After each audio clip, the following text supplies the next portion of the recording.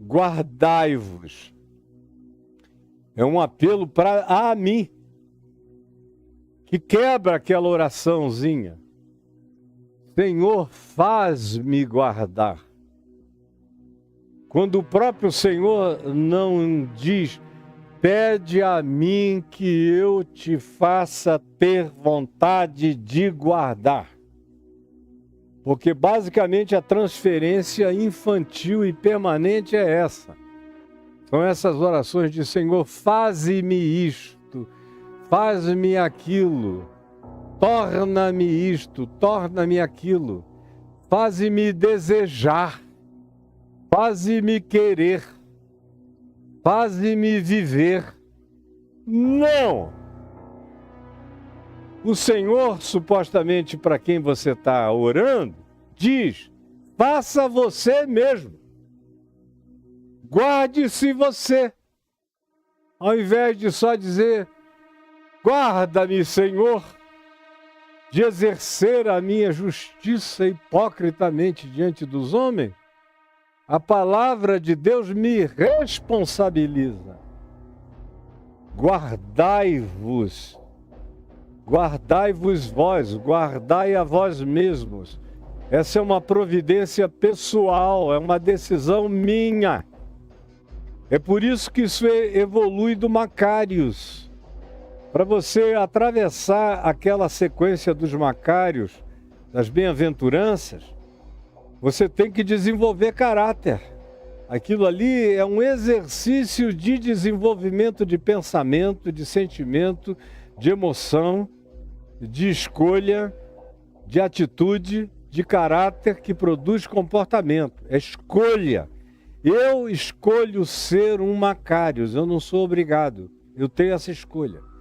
Aí quando eu vou fazendo essa escolha, eu vou amando o alinhamento que se vai criando. Eu não vou me tornando um ser de pedaços espalhados. Eu me torno uma unidade harmônica, aonde o fluxo da minha vontade ganha um poder extremamente maior. Porque enquanto eu sou uma fragmentação de mim mesmo, pedaços de mim, eu não me alinho, eu não crio vasos comunicantes alinhados em todas as dimensões da minha interioridade. Por isso eu sou escravo da minha confusão, da minha esquizofrenia, da minha fragmentação. Tanto mais quanto eu tenha naquelas bem-aventuranças o significado da minha vocação, do meu chamado para ser, mas aderindo a isso e me submetendo e decidindo que essa é a vida que eu quero para mim, mas eu faço o alinhamento que fortalece a minha vontade, a minha decisão, o meu pensamento, a minha interpretação, que amplia a minha inteligência, que amplia a possibilidade de que genialidades cresçam em mim, que a sabedoria se expanda em mim, que a graça de Deus não tenha limite em mim. Eu vou me dilatando, me dilatando, me dilatando, como Paulo diz aos Coríntios e diz aos Efésios, dilatai-vos. A vontade de Deus é que vocês se dilatem, dilatem em altura, em profundidade, em largura, em extensão, em compreensão multidimensional. É para isso que a gente está aqui, não é para mediocrização, é para divinização em Cristo Jesus. Será que não dá para você entender? Uma vez que a gente passe por aquele caminho que eu trouxe você por ele, com amor, com um beijinho na mão, levanta filhinho, vai que é possível, é praticável, é realizável. A bem-aventurança é essa. Não é uma utopia, é uma possibilidade. Só é utopia para quem não quer, para quem não tem coragem, para quem é frouxo, para quem não tem a decisão interior e resiliente de assumir essa disposição e praticá-la. Porque o Evangelho de Deus, como eu tenho dito e repetido há tantas décadas, não é um cardápio para ser conhecido, é um alimento para ser provado. E Jesus diz que bem-aventurado é todo aquele que ouve a sua palavra e a pratica. A bota em prática. Como disse Tiago, irmão de Jesus.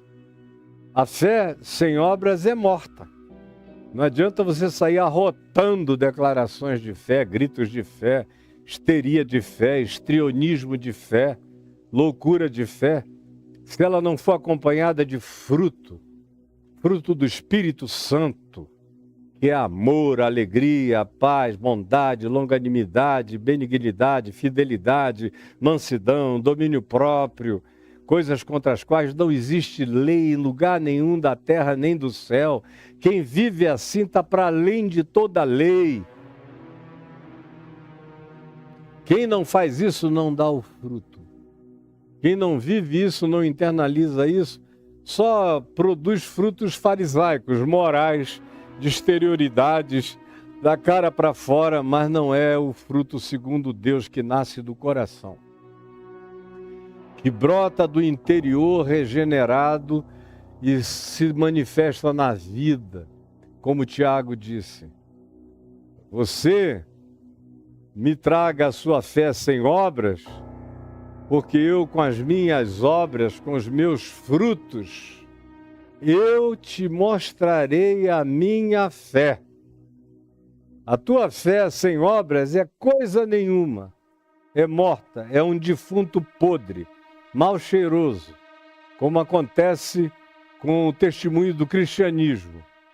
São crenças sem obras, o que se torna pútrido, insuportável, nojento, feio. Qualquer um com bom senso diz, não, de novo, não, chega isso para lá. Agora, quando vem fruto, e quando você pega e tem amor ali, tem a alegria do Espírito de Cristo, tem paz que excede a todo entendimento, tem fidelidade para com Deus, para com o próximo, para com os homens, para com as amizades, para com a conjugalidade, para com os filhos, para com a vida. Fidelidade para com você mesmo, para com a sua identidade, sua pessoa.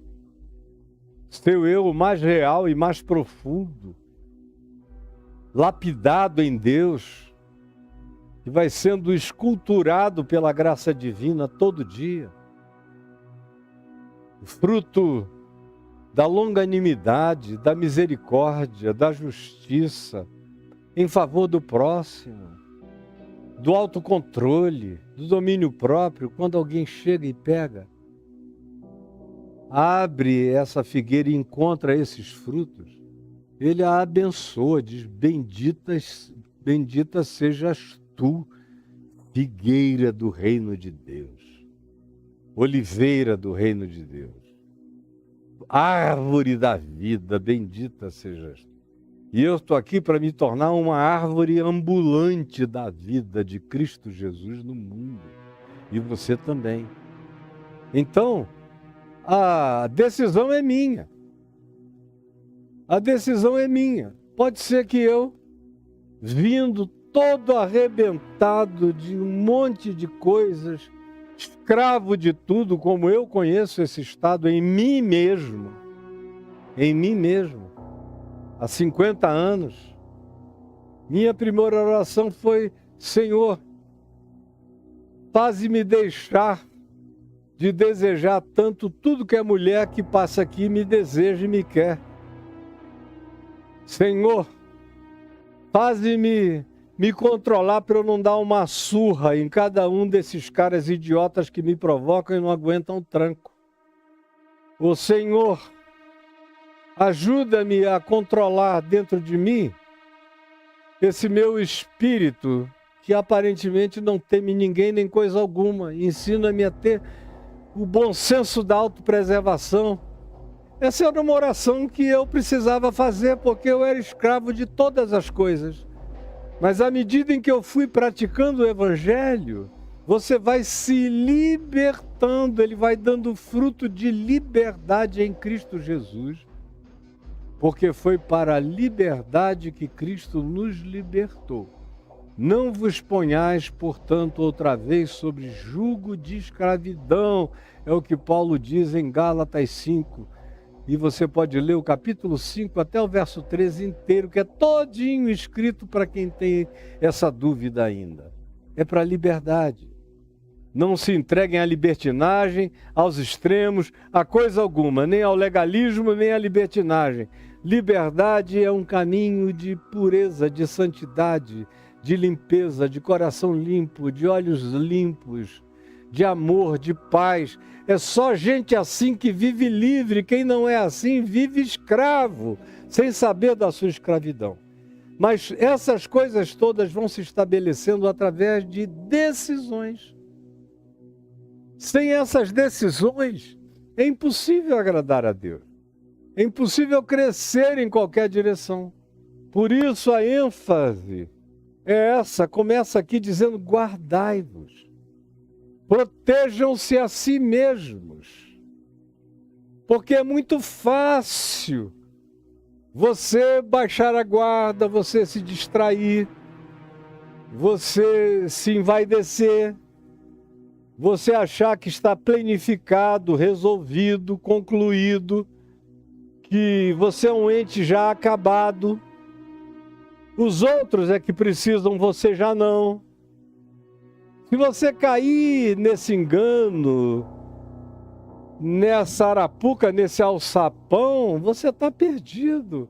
Como se perderam milhões que começaram bem, como Paulo diz aos Gálatas, que começaram no espírito, mas se aperfeiçoaram na carne.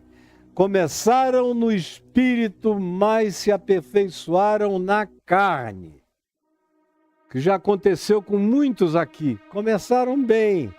Paulo diz: corrieis bem, lá em Gálatas 3. Corrieis bem. Quem foi que vos dissuadiu? Quem foi que vos impediu?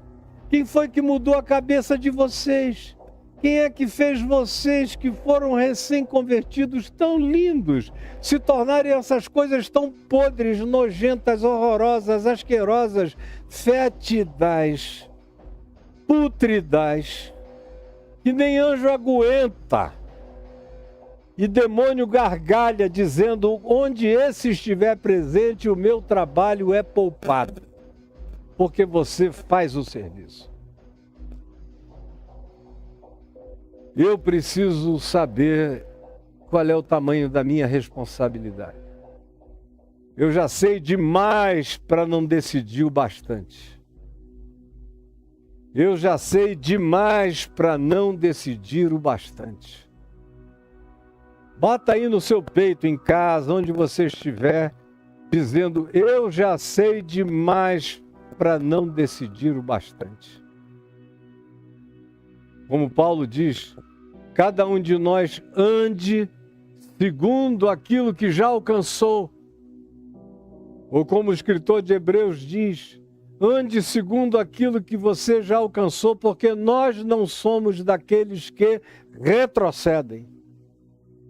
Por isso a epístola é aos Hebreus. Hebreu vem da palavra apuru, que significa aquele que anda para frente, que cruza fronteiras adiante, que não para de crescer jamais, que sabe que tem sempre um mundo novo a conhecer, a experimentar, a conquistar, a se dilatar para ele.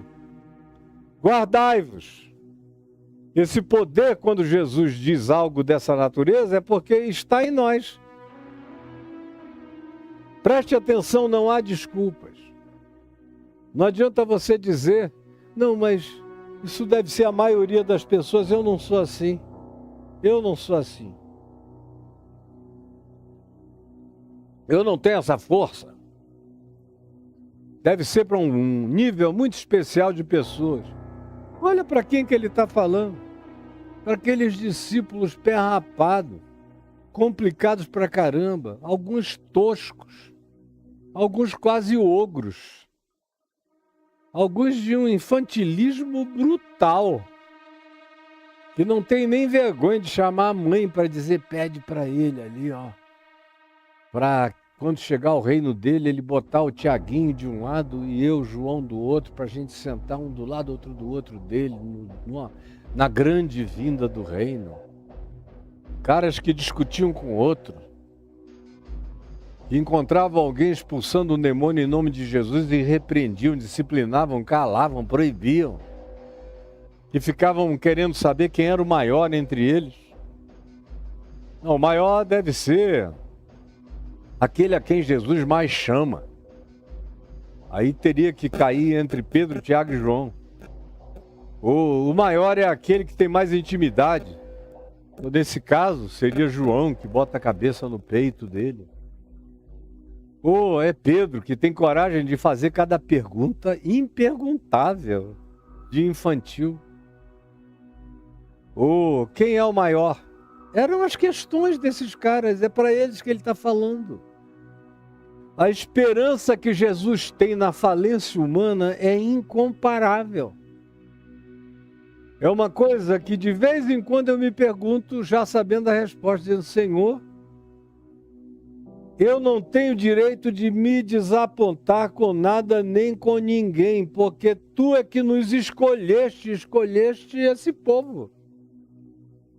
Porque, pelo amor de Deus, quando você acompanha aqueles 12 apóstolos com os discípulos que estavam junto a eles, seguindo a Jesus durante aqueles 3 anos e meio, você só não tem nada ruim para falar das mulheres. Nas mulheres só coisa legal. Só Marta aqui lá tem uma pequena advertênciazinha. Para com isso, Marta. Senta aqui também como Maria. Fora isso, das mulheres nada. Mas esses caras se sentiam empoderados para falar, para opinar, que eram os machos, seguindo a Jesus. Meu Deus, é uma proliferação de idiotice que só Deus para ter paciência. Então, Jesus não escolheu a fina flor de coisa alguma para segui-los, os mais nobres, os mais morais, os mais éticos, os mais filosóficos, os mais academizados.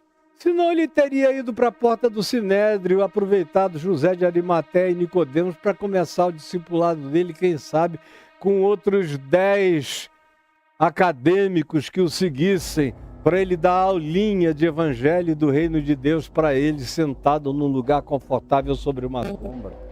Mas não, é pescador grosso, tosco, de mão calejada.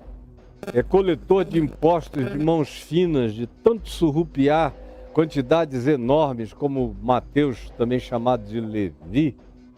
Ou são pessoas tendentes a revoltas de natureza política, como Simão o Zelote, que fez parte do grupo dos Zelotas, que queria trazer o reino de Deus na base da espada, da força, no enfrentamento dos romanos, com milícias carnais, com espadas carnais, com armas carnais. Mas as armas da nossa milícia não são carnais, porém são poderosas em Deus, segundo Jesus ensinou. Discípulos de todos os tipos estavam ali. E é com esse pessoal que ele está dizendo, e a esses que ele está dizendo, e ao povo que está à volta deles, ninguém com qualificação especial: guardai-vos, guardai-vos.